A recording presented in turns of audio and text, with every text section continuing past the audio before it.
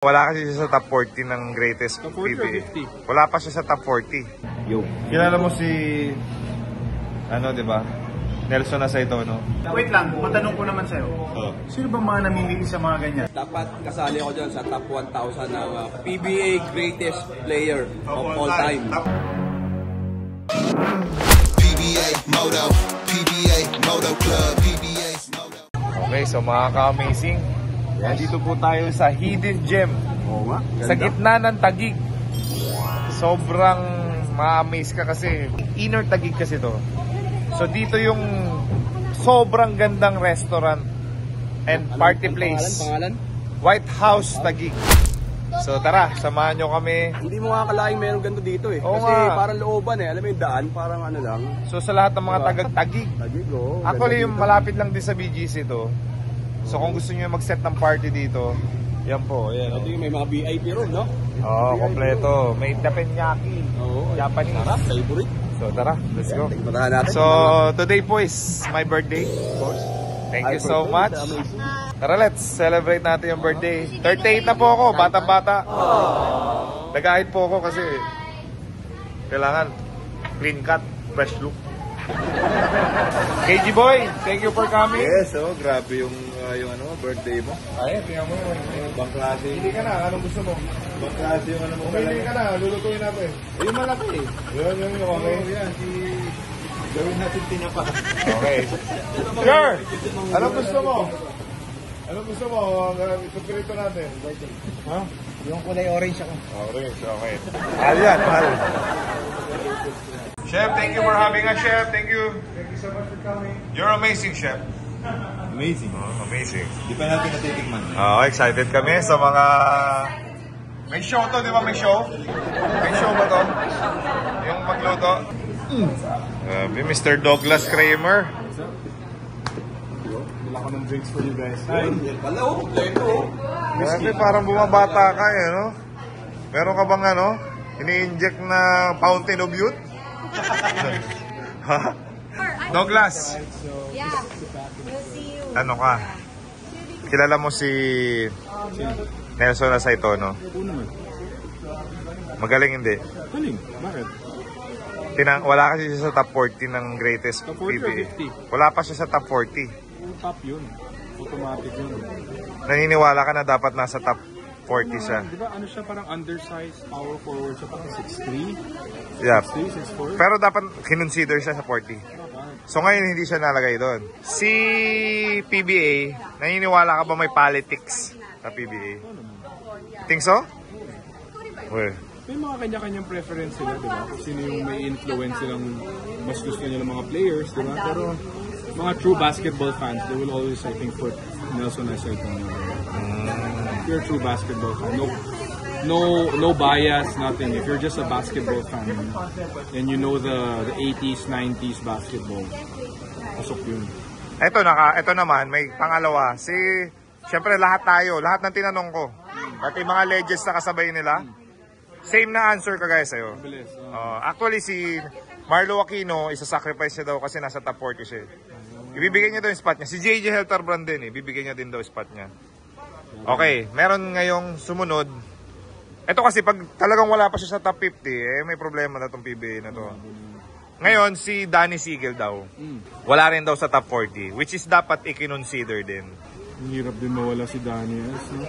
Naging kasama ko rin yung sa Barako eh. Pero yung years talaga niya sa San Miguel, that's something that will separate him from a lot of the other players that played before him. Grabe how many championships did Daniels. Yung mga nasa top 40, no? Oo, at saka hindi legit 3 siya na Kasing height natin. hindi 6'6" si Danny. Ikaw 6 kasing height mo, 6'5" ako eh. Oo, nagdi-dribble na. Explosive na 6'6". Yeah, winning all those championships with San Miguel. Ngayon, It's hihintayin hard not to natin. put him there. It's hard not to put him there. Ngayon, hihintayin natin yung top 50. Malapit na dapat yun. Pero kung hindi nila i-consider yung dalawang yan, sugudin natin yung PBA. That's not for us to do. Tatawagan ko si Commissioner ko. Dapat merong kung may PBA list sila, dapat meron ding basketball fans Hindi, the mere fact, inisa-isa ko lahat ng legends. Dapat talaga daw isinama yung dalawa. Yo. Kilala mo si, ano, di ba? Nelson Aceito, no? Oh, yun. Siyempre naman. The Bull. Hindi siya sinali sa top 40. Yun yung issue namin ni JJ eh. Yan yung pinag-uusapan namin recently. Hindi siya kasama? Hindi nga siya nasama. Ngayon, lahat ng tinanungan ko, ikaw ngayon, dapat ba siya kasama siya sa top 40 ng PBA greatest of all time? O wala? Para sa akin, oo. Ano siya, kasama siya. Kasi ako, Dapat kasama siya. ako kasi, taga-Puerto ako. Biased ako talaga dahil gusto kong may taga-Puerto, at least, nakasama doon sa top 40. Hindi, oo. Si Idol Pero- Nelson, kahit na napag-usapan lang. I mean, sa mga ano, sa basketball, basketball dito sa Pilipinas. Hindi siya nawawala sa usapan eh. Ano yung pito yan? Technical ka po. Ako may pito. Technical ka kasi board mo. The Mark Pingris sa Koragi. Salamat sa pag-practice ha. Ganito to bro. Nagtanong ka ng practice na, so, nagtanong ka lang. Nagtanong. Oh yeah. Ay, Pangri, meron tayong issue ngayon. Ay! Ito! Hoy, kailangan pala kitang tanungin. Nasa top 40 greatest player of all time ka, di ba, ng PBA? Uy. Tama hindi? ito, kasama. Kasama ka, di ba? Ngayon, ang question natin, si Nelson Aceito, no? Hindi nasama. Kilala mo naman, di ba? Oo naman. Oh, ano masasabi mo? Hindi siya kasama sa top 40. Dapat kasama siya doon. Kasi Oh? tinitingala yan eh. Ako rin, naging idol natin yan eh. So, for me, nakabilang siya sa pinakamagaling na player sa PBA. Sino bang, wait lang, matanong ko naman sa'yo. Sino bang mga namimili sa mga ganyan? Mga vote Hindi nga, ito nga yung sunod na question ko sa'yo. Ang PBA, sila pumili niyan. Kasi Philippine Basketball Association greatest player of all time. Eh. Naniniwala ka ba na may politics dyan sa loob ng PBA? Ayan, di ko alam. Hindi, as a perspective. Kasi si JJ, sagot niya meron daw. Si Marlo Aquino, meron daw. Pwede rin siguro. Ito pa. Pwede. Sabi ni Marlo, isa-sacrifice niya daw yung sarili niya sa spot ni... Hindi makapagsalita ito, babalik ng PBA. Tapos si Marlo, sinacrifice niya yung spot niya sa top 40. Si JJ din, sinacrifice niya para kay Nelson Aceito. No? Oo, kahit yun sa akin. Ikaw, willing ka? Oo, ibigay ko sa kanya. Humble naman ang mga Mas, PBA club members natin. Deserve niya siguro yun. Kung may ano man yun nakuha kong award sa PBA. Pinaghirapan mo yan. Pinaghirapan yun. Siyempre, pinaghirapan mo yan. Pero mas deserve niya sa ito. Hindi, ito. Pag wala siya sa top 50, ano gagawin natin? Kunyari, nag-top 50 na nilabas, wala pa rin siya. Susugudin na natin si Commissioner. Hindi lang naman. Hindi naman siya ano yan ha. Hindi naman si Commissioner namimili dyan eh. Marami yan. Pero may power siya, Commissioner. May board dyan, meron Vote sila. yan, marami yan. May voting, oh. So, media, ang isa dyan. Media, yan ang media. Yeah, oh, yan. Number one. Number 1 media. Talaga? At yung pagka hindi siya sinama sa 50, walang kwenta yung media ng PBA. Pag ngayong top 50, wala pa rin siya. Ako, to be honest ako opinion ko lang to. Yung media ng PBA, huwag kayong mga galit sa akin. Nelson Aceito, no, di ba? May sumunod pa, Danny Sigel. Danny Sigel, wala ba? Wala din daw sa top 40 of greatest of all. Dahil dapat... Dynamite? Dynamite Danny Sigel. Ang alam ko rin kasi dyan, kinukuha nila yung mga sa kung ano yung mga nakuha mong award eh. Madami awards si Danny Sigel. So, May MVP din yun, di ba? MVP ka, may mga... Basta marami. So, ayan, same scenario. Payag ka din. Dapat si Danny Sigel nasa top 40, di ba? Oo. Mga idol natin. What's up, Bill? Late ka, boy. Ulit ka. May bawas kang 3K.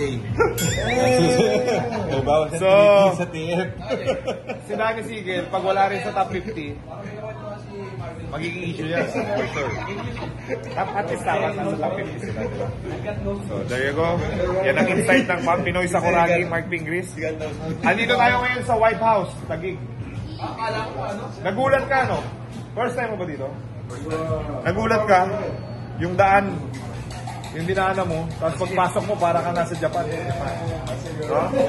So, thank you, White House Taguig, for having PBA Moto Club. Happy birthday, Rico. Stay amazing. Amazing. Chef, thank you for having us. You're amazing. Gutom na kami. Gutom na kami. Kanina pa ako nagtutubig, taka nag-arsisik. Sai, yung Nelson na Saitono, kilala mo, di ba? Yes.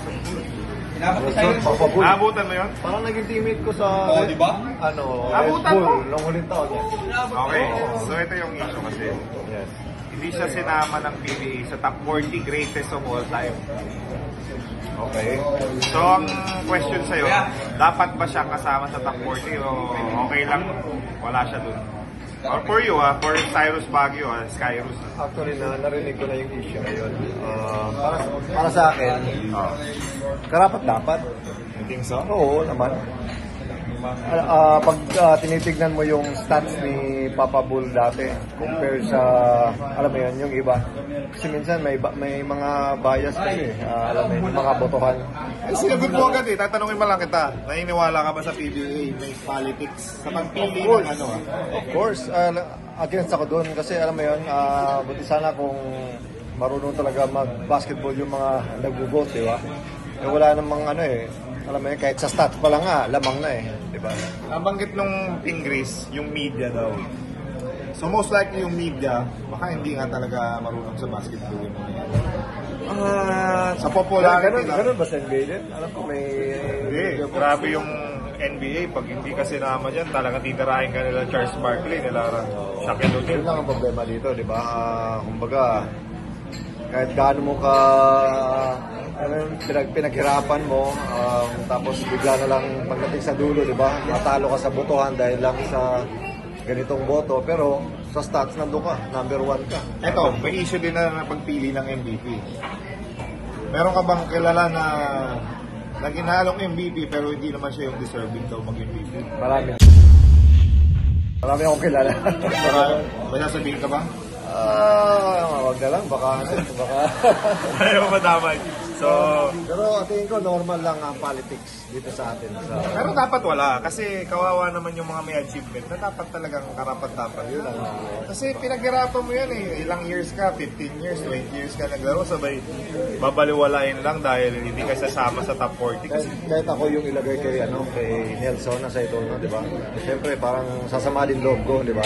nakausap natin siya, naalala mo kasama natin siya? Masama ang loob niya dun. Kaya nga sinasabi niya, nakwento na niya sa akin yun, pero alam mo yan. Ito, top 50. Susunod. Siyempre, top 50 yung sunod yan. Pag hindi siya sinama sa top 50, susugutin na natin yan. Ay, iba na. Pero na may something na dyan. Oo. May galit na yun. 40 nga, dapat kasama na siya. Ito. 40, 30. May sumunod pa, Danny Sigel daw. Hindi rin daw kasali sa top 40. Hindi ko, seryoso ka? Nagulat ka ba? Hindi nga daw siya kasama din. Hindi din daw nakasama sa top 40. Kala ko kasama yun. Kasama ba? Oy, kasama ba si Danny Sigel sa top 40? Wala ba? Grabe na ba? Hindi kasi sa comment section tayo bumibase Wala daw din daw. Wala din. So, isa din yun. Dapat din yun. think so? Danny Sigel yun. Di ba? Sabay na lang kami sa Si Gako nasa top 1,000. Kaya malayo pa yung paghihintayin ko. Kasi top 1,000 pa Pag wala ka sa top 1,000, kalokohan. Magsara na kayong PBA. Yung dalawa, pag wala sa top 50, okay na naman kasi Kagulo yun. hindi talaga nila nilagay Pero ito na, una. Pero sa atin kasi, yung mga marunong maglaro, di ba? Alam natin. Matagal na tayo sa basketball. Alam natin na kasama dapat, karapat-dapat. Ito, 10 out of 10 na magagaling mag-basketball tinanong ko. 10 out of 10 pare-pareho sagot. Oo naman. Kasi alam natin. Oo. Di ba sabi ko nga, yung marunong mag-basketball, yung marunong tumingin, yun talaga. Ngayon, binabalaan na natin yung PBA media or sino man ang pumipili. Hindi ko alam kung sino pumipili, pero kung hindi nyo isasama yan dalawa sa top 50 na susunod, Susugod tayo. susugod na.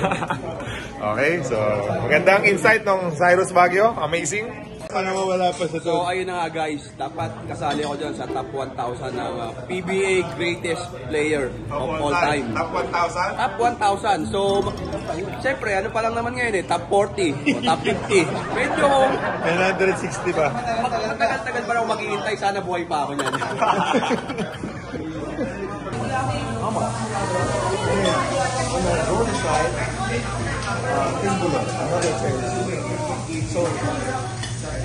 Kamusta ang pagkain mo? Ang sarap. Ha? Hindi pa tapos, meron pa. Madami pa. Ano yan? Nakaset yan. Gax. So far, appetizer pa lang, sobrang sarap na. Nakita niyo naman, dito lang yan sa White House. Lagi. Linaw mo lang. Okay, how's the food? Yeah, bro. Think so? How about you, Mr. Marcus Davis? Amazing so far, man. The mango shake is fire. But I like the fried rice. I like I think this is like. No, just the per set. You have 3 sets right there. You have steak and everything.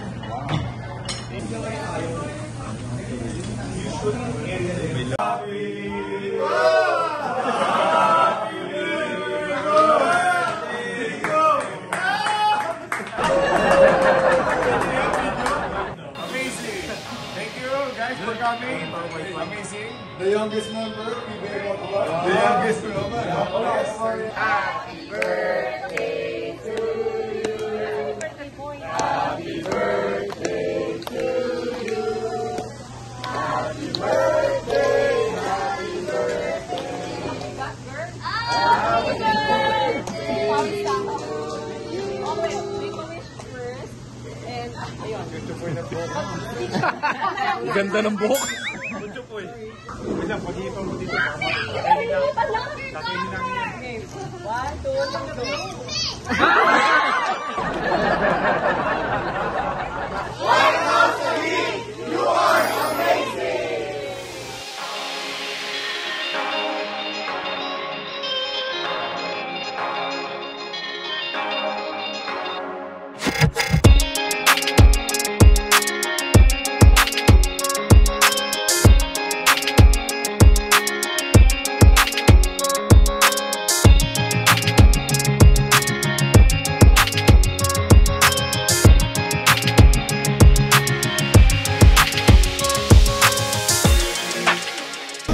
Can't nobody see me when I ride.